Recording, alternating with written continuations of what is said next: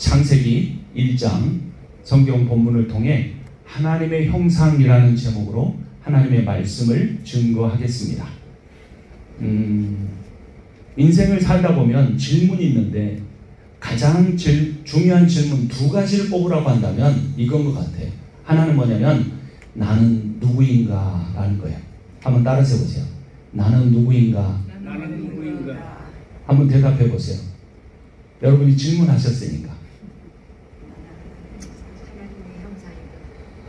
또 하나는 뭐냐면 나는 무슨 일을 하며 살까? 따라서 하겠습니다. 나는 무슨 일을 하며 살까? 이것도 매우 중요한 거예요. 그러니까 내가 누구인가라는 질문은 내 존재가 무엇인가라는 거예요. 나는 어디서 왔고 나는 왜 이 땅에서 살아가고 있고 나는 앞으로 어디로 가는 걸까? 내 존재에 대한 질문. 나는 누군가라는 거예요. 근데 인간은 존재만으로 만족하지 못해요. 인간은 일을 합니다. 현대사회는 돈 벌기 위해서 또는 돈 많이 벌면 좋은 일이라고 하지만 사실은 그렇지 않아요. 아무리 많이 벌어도 다 쓰고 사는 건 아니에요. 그 일에서 보람을 찾고 자기가 살아가는 의미를 얻기 위해서 일하는 거예요. 그래서 리타이어한 뒤에도 여러 가지 일을 할 수 있습니다. 교회에서 은사를 가지고 섬길 수도 있고 세상에 나가서 봉사도 할 수 있어요.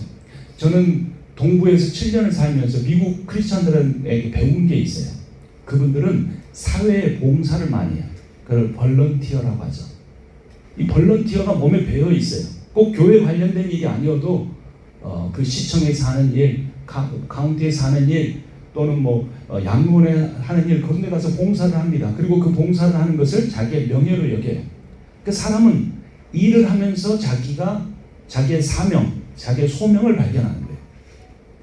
근데 이 두 가지가 연결이 되어 있습니다. 내가 누구인가라는 것과 내가 무슨 일을 하며 살까는 연결이 되어 있어요. 여러분, 저는 누구입니까? 라고 여러분이 물어보신다면 저는 뭐라고 대답할까요? 저는 목사입니다. 라고 대답하겠죠. 근데 그 목사라는 것은 여러분이 존재하기 때문에 제가 목사가 될 수 있는 거예요. 그렇죠? 그렇죠. 또 저는 아버지입니다. 이렇게 말할 수 있어요. Father's Day 때 아버지라고 하겠죠. 근데 제가 아버지가 될 수 있는 것은 누구 때문에 그렇게 될 수 있는 거예요? 제 아들들로 인해서 제가 아버지가 될 수 있는 거예요. 또 제가 남편인 것은 제 아내가 있기 때문에 그게 되는 거예요.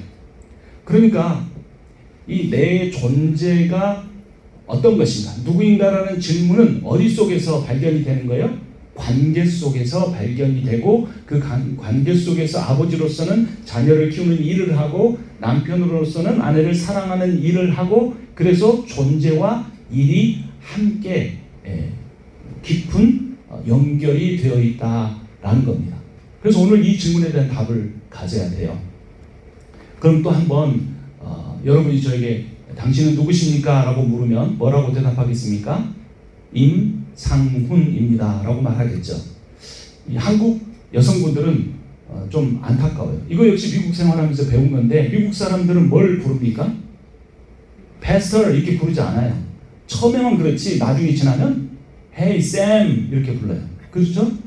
또 그런데 이 남자들은 한국 사회에서도 사회생활 하다 보면 임상훈 목사 이렇게 부르지만 대부분 한국 여성들은 어떻게 부릅니까? 누구 엄마. 그렇죠? 평생 그렇게 불리는 거예요. 누구의 며느리, 누구의 아내 이렇게 불려요. 그래서 자기의 존재감을 찾기가 쉽지 않은 게 한국 사회예요. 그런데 복음으로 세워진 교회 가운데서도 그런 일이 있어요. 그런데 제가 임상훈이라고 하는데 임시성이 많지가 않아요. 그래서 임시성을 가진 사람이 많지 않은데 어느 날 만나서 한자로 보면 대부분이 무슨 임시냐면 나무 목자를 2개 쓴 수플림이에요. 3개를 쓴 수플림. 그런데 저는 막길림입니다. 왕자 옆에 사람 인자를 쓴 막길림이에요. 그래서 막길림을 가진 사람들 그렇게 만나기가 쉽지 않아요. 그래서 내가 누군가를 결정할 때 임시 가문의 멧대손입니다. 저는 양반 가문입니다. 족보가 있습니다. 저는 신학대학원을 나왔습니다. 어떤 일을 하고 있습니다. 어떤 교회 담임 목사입니다. 여러 가지로 설명할 수 있지만 그런 것들은 다 지나가는 것이고 여러분을 정말로 내가 누구인가라는 질문에 대해서 답을 해주는 게 있어요. 오늘 설교 제목 같이 한번 읽어봅니다. 하나님의 형상. 하나님의 형상. 예. 나는 누구입니까? 여러분은 누구십니까? 하나님의 형상. 여러분 오른손을 가슴에 대고 한번 따라서 해보세요. 나는 하나님의 형상입니다. 형상. 형상이라는 단어가 뭔 줄 알아야겠죠. 굉장히 중요한 단어예요. 형상이 히브리어로 첼렘인데 이 첼렘이라는 히브리어가 신약 성경에서는 아이콘이라고 번역이 됐어요. 첼렘은 잘 모르지만 아이콘이라는 말은 잘 들어보셨죠? 이 시대의 아이콘입니다. 당신은 미국 패션계의 아이콘입니다. 그럼 무슨 의미예요? 미국 패션계를 주름잡고 있다. 저는 한국의 대한예수교 장로의 합동 측의 아이콘입니다. 교만한 말인데요. 그렇죠? 그럼 무슨 말이에요? 대한예수교 장로의 합동 측을 대표하는 사람이다. 가장 내세울 만한 사람이다. 이런 의미예요. 그렇죠? 그러니까 무엇의 아이콘이냐? 그 수식하는 내용이 뭔가에 따라 점점 더 커지는 거예요. 대한예수교 장로의 합동 측이 아니라 전 기독교의 아이콘입니다. 점점 임상훈 목사가 교만해지네? 그럴 수도 있어요. 그렇죠? 점점 더 커지는 거예요. 근데 제일 키울 수 있으면 그게 뭘까요? 누구의 아이콘이다? 따라서 합니다. 나는 하나님의 아이콘이다. 그게 무슨 뜻이에요? 그러니까 세상 사람들이 하나님이 어디 있는데 하나님 내게 보여줘봐. 내가 하나님을 믿을게. 내 주먹을 믿지. 내 은행 통장에 어카운트에 모아놓은 돈을 믿지. 하나님 나한테 보여줘봐. 내가 믿을게. 라고 하면 뭐라고 대답해요? 그분 앞에 가서 전도하다가 제가 하나님의 아이콘입니다. 당신이 하나님을 볼 수는 없지만 저를 보시면 저의 말과 저의 인격과 저의 삶과 저의 태도, 제가 당신에게 하는 그 일들을 보면 하나님이 어떤 분인 줄 알 수 있을 것입니다. 여러분 이렇게 말하려고 다니려면 전도가 쉽겠어요? 어렵겠어요? 어렵죠. 어려워요. 배우자에게 예수 그리스도를 잘 안 믿는 배우자에게 하나님이 어디 있어? 그러면 뭐라고 대답해 줘야 돼요? 누구를 봐? 나를 봐. 나를 보면 내가 하나님의 아이콘이야. 그렇게 말할 수 있어요? 없어요? 그렇게 하기보다는 내가 배운 성경 말씀을 가지고 사랑하라고 했잖아. 섬기라고 했잖아. 신앙생활을 몇 년 했는데 그것밖에 못해. 예배 시간 일찍 오라고 그랬잖아. 미리 와서 기도하라고 그랬잖아. 배우자에 대해서만 아니에요. 자녀에 대해서도 마찬가지예요. 어떻게 보면 배우자는 싸우고 힘겨루게 하니까 함부로 못하지만 자녀들한테는 어떻게 보면 이해하지도 못했는데 이렇게 살아 저렇게 살아 할 때가 참 많아요. 하지만 부모라면 어떻게 해야 돼요? 그 자녀에게 뭐가 되어줘야 돼요? 하나님의 아이콘이 되어줘야 돼요. 이게 쉬운 것일까? 쉽지 않아요. 근데 왜 그게 어렵냐면 신앙생활 오래 했는데도 왜 어렵냐면 내 힘으로 하려고 하기 때문이에요. 내 인격으로 하려고 하기 때문이에요. 그래서 신앙생활은 뭐냐면 하나님의 말씀을 듣고 그 말씀 앞에 죽어버리는 거예요. 저는 57세나 먹었는데도 아무것도 못하겠어요. 하나님 말씀대로. 신학을 27살부터 해서 30년이 지났는데도 말씀을 지식적으로만 알지만 실제로 제 인격이 되게 하는 건 너무나 어려워요. 그래서 결국은 어디 가서 엎드리는 거예요? 여기 있는 십자가 앞에 엎드리는 거예요. 십자가의 의미가 뭐죠? 죽는 거예요. 내가 그리스도와 함께 십자가에 못 박혔나니 그런즉 이제는 내가 산 것 아니요 오직 내 안에 그리스도께서 사시는 거야. 이 십자가는 죽는 거예요. 여러분 회개의 복음인데 회개가 무슨 말일 것 같아요? 회개는 내가 죽는 거예요. 내가 죽는 거예요. 주제가 너무 심각하게 갔는데 그 마지막을 말하기 전에 출발이 더 중요해요. 나는 어디서 태어났는가? 저는 임상훈 목사다, 막길 임씨, 누구누구 왕족의 몇 대 손이다. 이게 아니고 더 높이 올라가면 정말 제가 위대한 가문의 출신이라는 걸 여러분들이 아실 거예요. 막길 임씨 정도가 아니라 중국의 왕씨들이 왕족이었는데 조선으로 피난 오면서 왕씨라는 걸 감추기 위해서 사람 인변을 붙여서 막길 임이라고 했대요. 그런데 그런 가문보다 훨씬 더 위대한 제 출신 배경이 있습니다. 뭘까요? 창세기 1장 1절 같이 읽습니다. 태초에 하나님이 천지를 창조하시니라. 아멘. 이 창세기 1장 1절의 복음의 핵심이 담겨져 있어요. 하나님이 천지를 창조하셨는데 천은 하늘, 지는 땅, 그래서 하늘과 땅을 지으셨다라는 의미만 아니라 그 하늘과 땅 사이에 있는 모든 것들을 하나님이 지으셨다라는 의미를 갖고 있어요. 자, 그런데 그 하나님의 천지 창조가, 즉 나를 지으신 그 방법이 무엇이었는지 창세기 1장 1절에 하나님은 누구세요? 성부 하나님. 성부 하나님은 계획을 하시는 분이에요. 아버지세요. 2절 같이 읽습니다. 땅이 혼돈하고 공허하며 흑암이 깊음 위에 있고 하나님의 영은 수면 위에 운행하시니라. 수면 위에, 깊은 물 속에 그 위에 뭐가 운행하고 계셨어요? 하나님의 영이 운영하고 계셨어요. 자, 1절에서는 성부, 거룩한 아버지, 2절에서는 성령, 거룩한 하나님의 영이 그곳에 참여하셨어요. 3절 같이 읽습니다. 하나님이 이르시되 빛이 있으라 하시니 빛이 있었고. 3절은 어떤 의미입니까? 하나님이 천지를 창조하시는 방법이 뭐였어요? 무엇으로 창조를 하셨습니까? 말씀으로 천지를 창조하셨어요. 두 번째 단락에 히브리서 11장 3절 같이 읽습니다.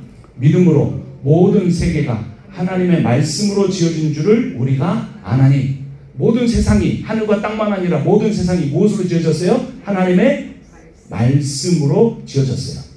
요한복음 1장 1절부터 4절 같이 읽습니다. 태초에 말씀이 계시니라. 이 말씀이 하나님과 함께 계셨으니 이 말씀은 곧 하나님이시니라. 만물이 그로 말미암아 지은 바 되었으니 지은 것이 하나도 그가 없이는 된 것이 없느니라. 그 안에 생명이 있었으니 이 생명은 사람들의 빛이라. 만물 모든 것이 다 또 다른 하나님이신 성자 로고스 말씀에 의해서 창조되었는데 그 만물 가운데 무엇도 창조됐어요? 4절에 보니까 사람들의 생명도 창조되었어요. 나도 창조되었는데 성자 예수 그리스도의 말씀에 의해서 창조가 되었습니다. 그 말씀 위에, 말씀으로 창조가 된 위에 하나님의 생기를 불어넣으시는데 제일 위에 창세기 2장 7절 말씀 읽습니다. 여호와 하나님이 흙으로 사람을 지으시고 생기를 그 코에 불어넣으시니 사람이 생명이 된지라. 동물들에는 하나님의 생기를 불어넣지 않았어요. 그런데 사람에게만 불어넣으셨어요. 이것을 시편은 이렇게 표현합니다. 같이 읽습니다. 주의 영을 보내어 그들을 창조하사 지면을 새롭게 하시나이다. 아멘. 욥은 이 시편의 말씀을 자기 개인적으로 적용하면 욥기 33장 4절에서 이렇게 말합니다. 시작. 하나님의 영이 나를 지으셨고 전능자의 기운이 나를 살리시느니라. 아멘. 그러니까 성부 하나님, 성령 하나님, 성자 하나님이 함께 창조를 하셨는데 성부 하나님이 계획하시고 성부 하나님의 명령에 의해 성자 하나님이 말씀으로 그것을 지으시고 성령 하나님은 그것을 준비하시고 거기에 생명을, 하나님의 생명을 그 안에 불어 넣으셨습니다. 여러분이 얼마나 위대한 존재인지 아시겠습니까?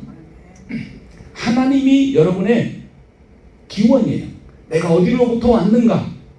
나의 부모로는 나를 이 세상에 태어나게 한 통로였을 뿐 나를 정말 세상에 있게 하신 분, 자신의 형상을 불어넣으시고 자기의 영을 불어넣어 주신 것은 삼위 하나님이십니다. 근데 하나님이 나를 지어놓으시고 나를 어떻게 보시는가가 매우 중요해요. 여러분, 믿음은요 열등감을 사라지게 합니다. 믿음은 물론 교만도 없애주지만 믿음이 들어오면 나는 별것 아니야 라는 생각을 갖지 않아요.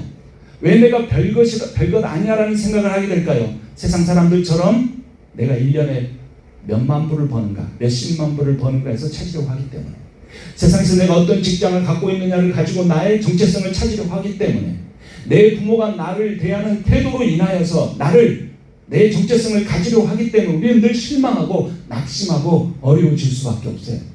여러분, 인생은 한 번뿐입니다. 여러분, 인생을 어떻게 살다 가겠습니까? 사람들의 말에 휘둘리며 인생을 살아가겠습니까? 내 배우자가 나를 어떻게 대하느냐에 따라서 하루는 기분이 좋았다가 하루는 저 밑에 곤두박질 그런 인생을 살아가겠습니까? 신앙생활 한다는 것은 내 인생의 기준이 달라지는 거예요. 기준이. 예배당을 아무리 들어와서 여러 가지 봉사를 하고 예배를 드리고 있어도 내가 누구인가에 대한 생각이 하나님의 말씀으로 바뀌지 않으면 내 안에 영적인 변화가 하나도 생기지 않아요. 그래서 예수 그리스도께서 이 세상에 오셔서 뭐라고 말씀하셨어요? 따라서 합니다. 회개하라. 천국이 가까웠느니라. 회개하라라는 겁니다. 회개하지 않는 자의 예배는 의미가 없어요. 엘리의 두 아들들이 있었어요. 어제 말씀인데 새벽 예배 홈리와 비나스가 온갖 악한 일을 행했습니다.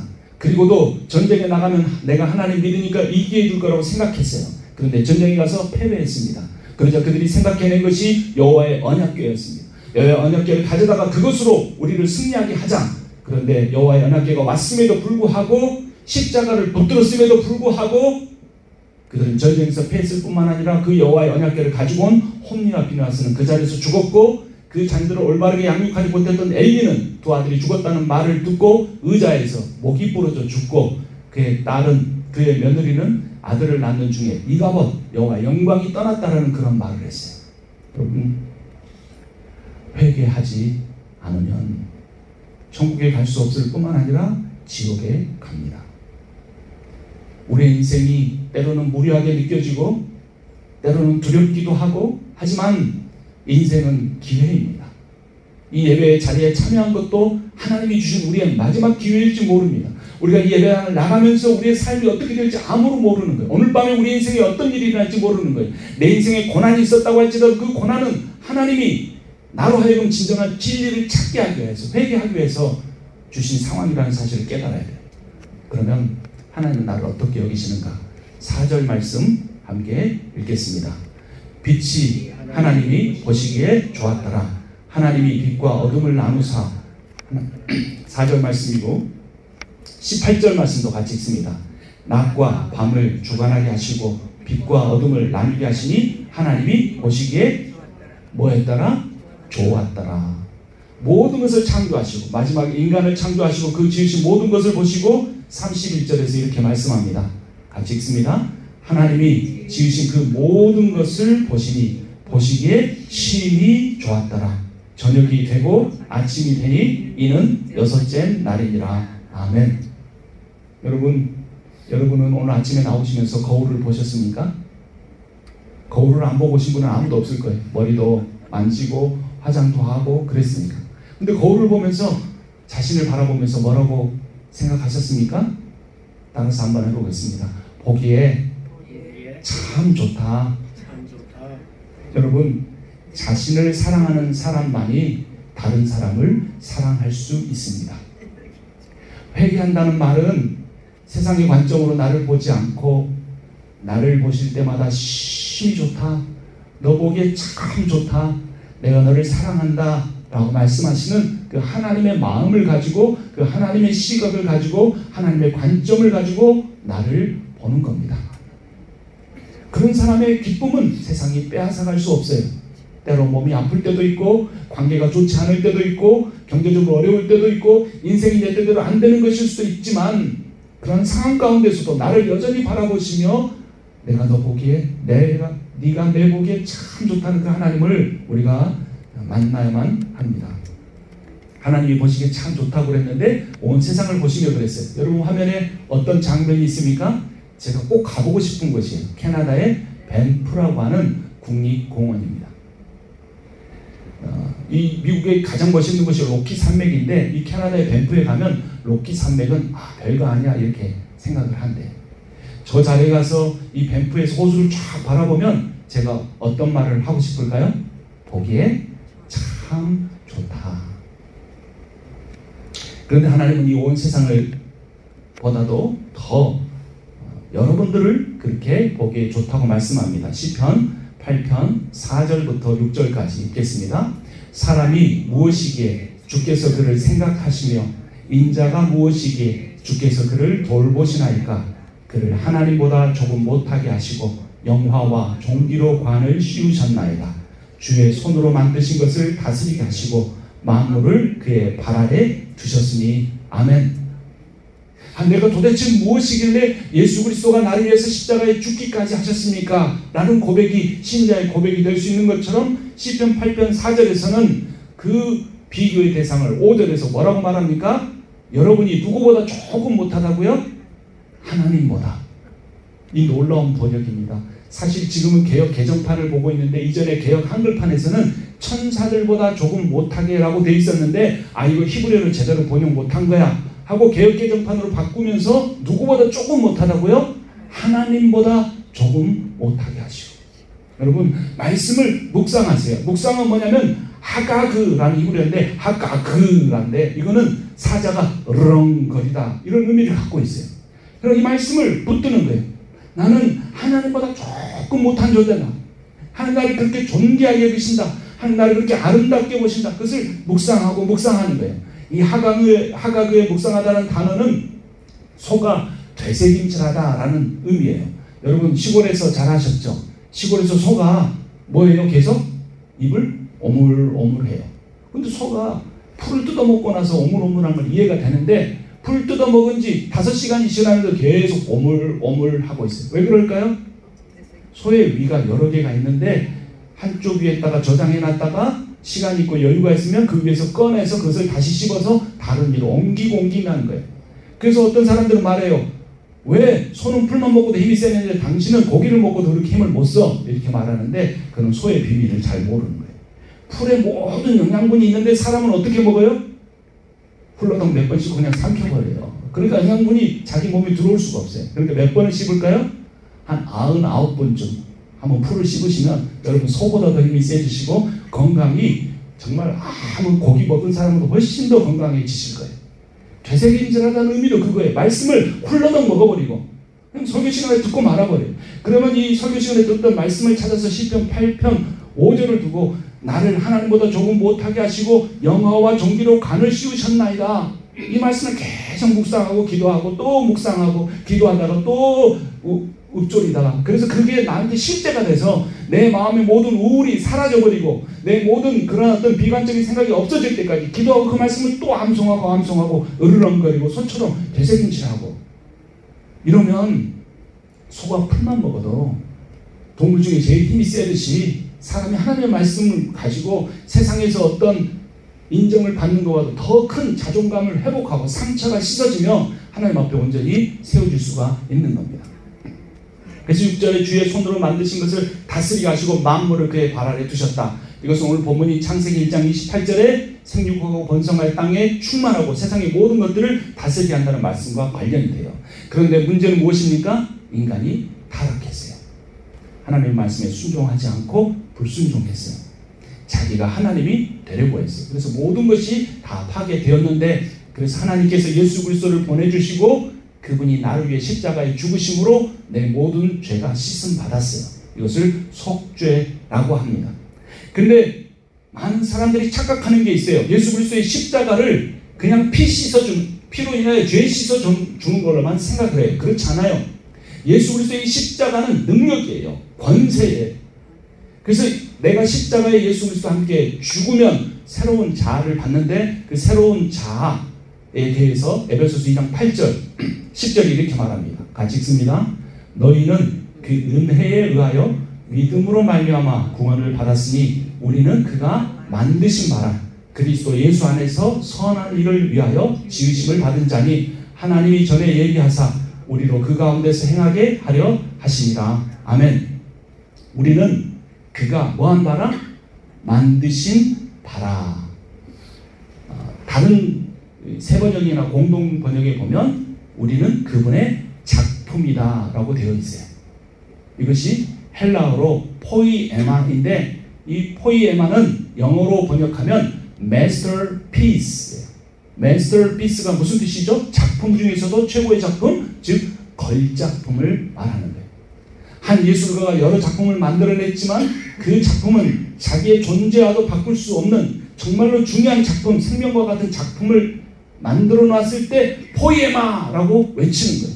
예수 그리스도가 십자가에 죽으셔서 우리의 모든 죄를 씻으셨을 뿐만 아니라 우리로 하여금 복음으로 다시 거듭나게 하시고 우리를 향하여 뭐라고 말씀하시는 거예요? 너는 나의 걸작품이다 라고 말씀합니다. 여러분 다시 한번 따라서 합니다. 나는 예수의 걸작품입니다. 아멘. 이 걸작품이다. 포이에마라는 단어가 신약 구약 성경에서는 아이콘인데 고린도후서 4장 4절 7절 8절 같이 읽습니다.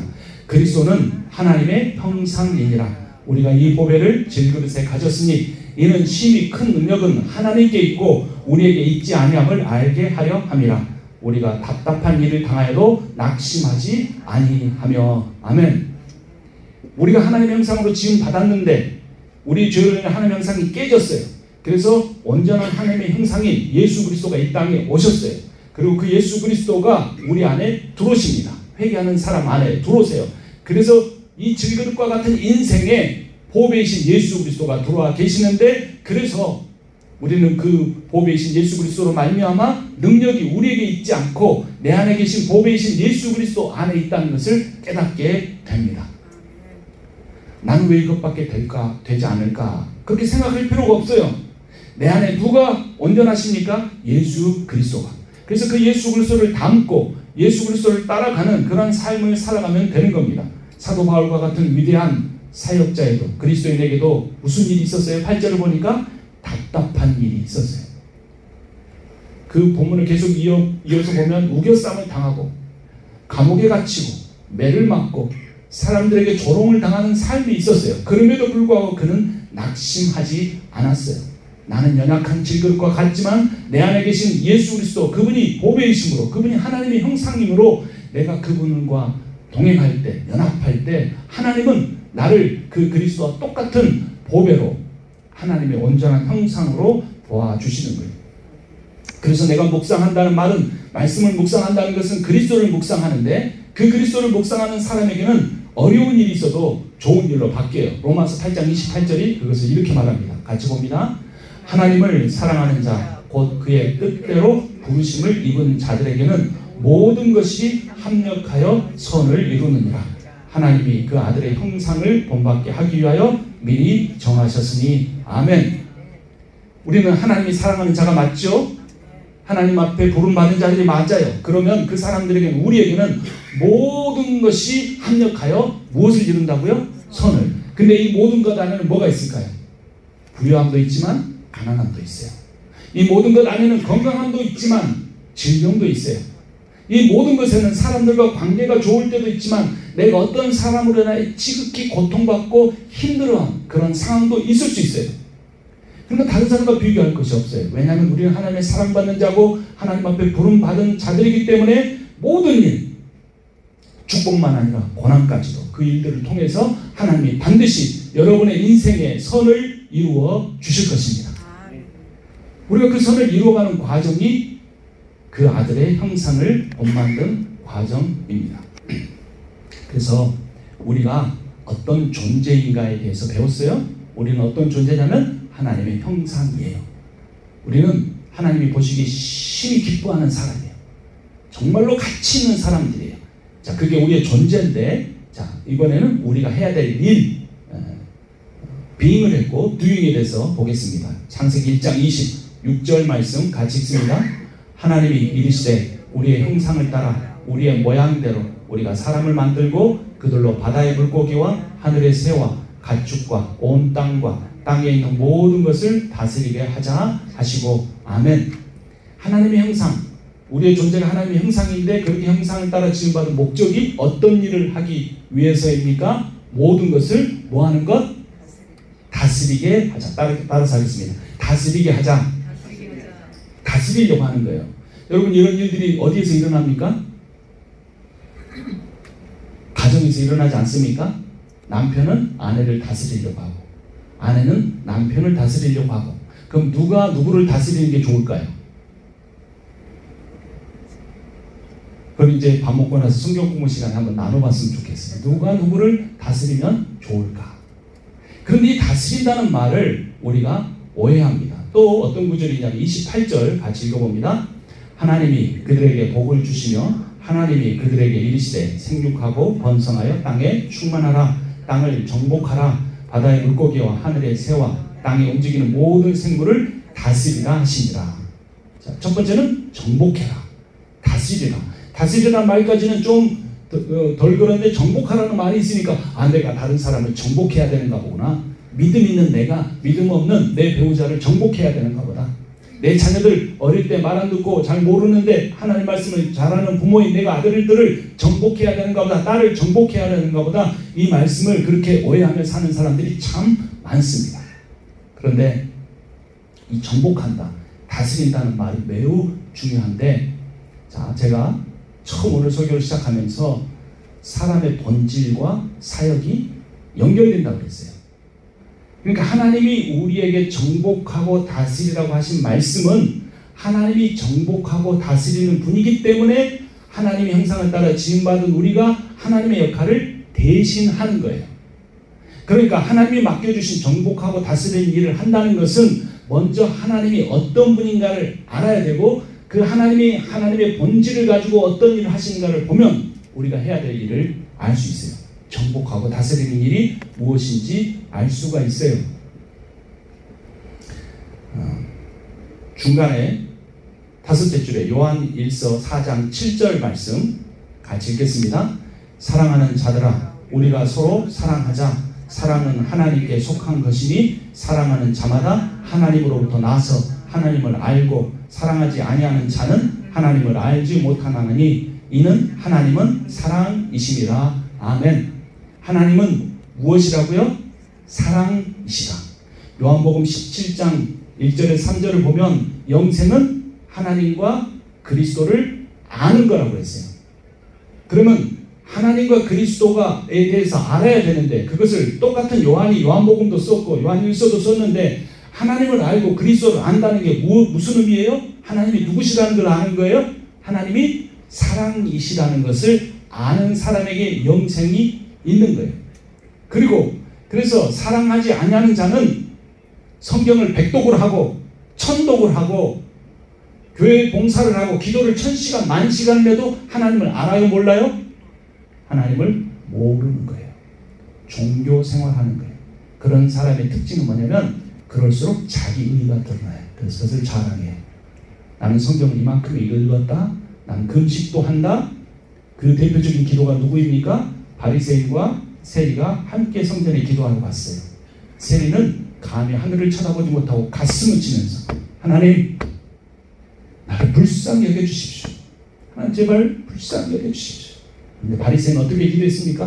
하나님이여, 자기가 기도하는데 자기에 대해서 얘기하지 않고 자기에 대해서 기도하는 세리를 가르치면 저는 세리와 같지 아니하여 저는 일주일에 2번 금식하며 저는 또 이렇게 하나님 앞에 11조를 드리며 저는 이런 세리 그렇게 하나님을 제대로 섬기지 못하는 세리와 같지 않냐면 감사합니다 하면서 기도했던 거예요. 그러니까 그런 종교 생활을 하면 할수록 자기가 자기의 자아가 드러나면서 다른 사람을 무시하고 그 사람의 삶에는 사랑이 없어요. 근데 진정한 하나님을 알게 된 사람, 하나님 형상을 가진 사람, 이 사람은 하나님의 아이콘입니다라고 드러낼 수 있는 사람은 어떻습니까? 아직 우리의 몸이 영화가 되지 않았기 때문에 옛사람에 대해서 자기를 낮추는 거예요. 이것은 열등감이 아니에요. 저는 부족합니다. 저는 연약합니다. 저는 잘 모릅니다. 저는 관계에서 서투릅니다. 아버지로서도 부족하고 남편으로서도 부족하고 목사로서는 더더욱 부족합니다 라고 말하면서 그들을 자신보다 다른 사람을 높이고 낮게 여기고 그들을 사랑하는 사람은 하나님을 아는 사람이에요. 그런데 놀랍게도 예수님과 3년 반을 같이 먹고 자고 기적을 베푸는 것을 보고 모든 것을 경험했던 제자들이 예수님이 십자가에 못 박히러 예루살렘에 가는 도중에 싸웠어요. 왜 싸우는가? 가만히 귀를 기울여봤더니 무엇 때문이에요? 예수님 예루살렘에 가면 왕이 되실 것이고 누가 오른편에 앉을 것인가 왼편에 앉을 것인가를 가지고 싸우고 있었어요. 제자들이 이랬는데 저처럼 연약한 임상훈 목사는 오직 더 하겠습니까? 명예욕에 시달리고 종교기 저를 붙잡을 때가 있고 물질욕에 대한 염려에 사로잡혀 걱정하며 살아가는 때가 하루 이틀이 아닌 거예요. 그래서 예수님이 이런 저에게 말씀해 주십니다. 마태복음 20장 26절 제일 윗부분 같이 읽습니다. 너희 중에는 그렇지 않아야 하나니 너희 중에 누구든지 크고자 하는 자는 너희를 섬기는 자가 되고 너희 중에 누구든지 으뜸이 되고자 하는 자는 너희의 종이 되어야 하리라. 인자가 온 것은 섬김을 받으려 함이 아니라 도리어 섬기려 하고 자기 목숨을 많은 사람의 대속물로 주려 함이니라. 이제부터 절대로 여러분의 자녀에게 이거 해라 저거 해라 말씀하지 마세요. 뭐 하면 됩니까? 섬기면 돼요. 내가 하나님의 아이콘이 되면 돼요. 구체적으로는 뭐예요? 하나님의 아이콘인 예수 그리스도처럼 살면 돼요. 예수 그리스도가 어떻게 하셨어요? 밑에서 5째 줄 요한복음 13장 1절부터 같이 읽습니다. 6월절 전에 예수께서 자기가 세상을 떠나 아버지께로 돌아가실 때가 이른 줄 아시고 세상에 있는 자기 사람들을 사랑하시되 끝까지 사랑하시니라.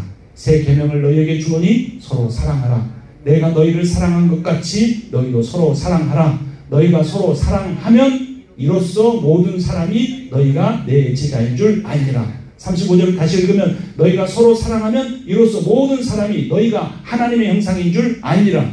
다시 읽으면 너희가 서로 사랑하면 이로써 모든 사람이 너희가 나의 아이콘인 줄 알리라. 자녀에 대해서만 아니라 배우자에 대해서도 이렇게 해라 저렇게 해라. 무엇이 부족하다 말씀하지 마세요. 내가 보여주면 됩니다. 낮아지면 됩니다. 제가 나이도 많지 않고 성경도 잘 모르고 아무것도 잘 모르는데요. 한 가지 깨달은 게 있어요. 사람은요, 지옥 갈 사람이라도 천국 갈 사람이라도 그 중간에 어중간한 사람일지라도 분별력이 있더라고요. 판단하는 능력이 있어요. 그래서 예수님이 세상에 사역하실 때 다 예수님이 누군 줄 몰랐는데 귀신 들린 자가 하나님의 아들이여 당신이 나와 무슨 상관이 있나이까? 아직 내 때가 이르지 않았다. 그런 어리석은 말을 했어요. 그런 존재, 귀신 들린서 무덤가에 살아가는 존재도 분별력이 있더라고요. 그래서 사람들은 압니다. 이 사람의 태도가 무엇인지, 이 사람 안에 하나님이 역사하는지 아닌지 분별할 수 있어요. 거듭난 사람만 아니라 거듭나지 않은 사람도, 지옥 갈 사람도 그걸 알아요. 나도 알아요. 서로가 그것을 알면서 살아가는데 우리가 그것을 종교적인 것으로 덮어놓고 살아갈 뿐이에요. 그래서 그 책임을 자기를 낮추지 않는 사람은 늘 누군가를 정죄하거나 누군가의 무슨 율법적인 것을 얽매여 줌으로써 무엇인가 그런 본질적인 것을 감추며 살아가려고 하는 것입니다. 그러나 오늘 성경은 우리에게 분명하게 말해주고 있습니다. 우리는 하나님의 형상인, 그 하나님의 형상이신 온전한 삶을 이루신 예수 그리스도를 질그릇과 같은 연약한 우리 안에 보배로 여기고, 때로는 힘든 일도 있고 고난도 있고 아픔도 있고 슬픔도 있지만 오히려 그것을 통해 하나님이 나를 더 다듬어 가시고 하나님 형상 닮아가는 사람으로 만들어 줄 것을 믿고 그렇게 하나님의 아이콘으로 살아가시는 여러분과 제가 되기를 주님의 이름으로 축원합니다. 네, 기도하겠습니다. 하나님 아버지, 내일 감사합니다. 오늘 말씀을 통하여서 우리가 하나님의 아이콘임을, 또 하나님의 아이콘이신 예수 그리스도가 우리 안에 있음을 깨닫게 해주시니 감사합니다. 하나님, 우리가 우리의 연약함을 감추려 하지 않고 인정하고 겸손해지며 우리의 연약함을 통해 하나님의 크신 사랑과 은혜를 드러내며 사는 하나님의 아이콘이 다 되게 하여 주시옵소서. 이 말씀을 주신 주님께서 그렇게 살게 해 주실 것을 믿고 감사합니다.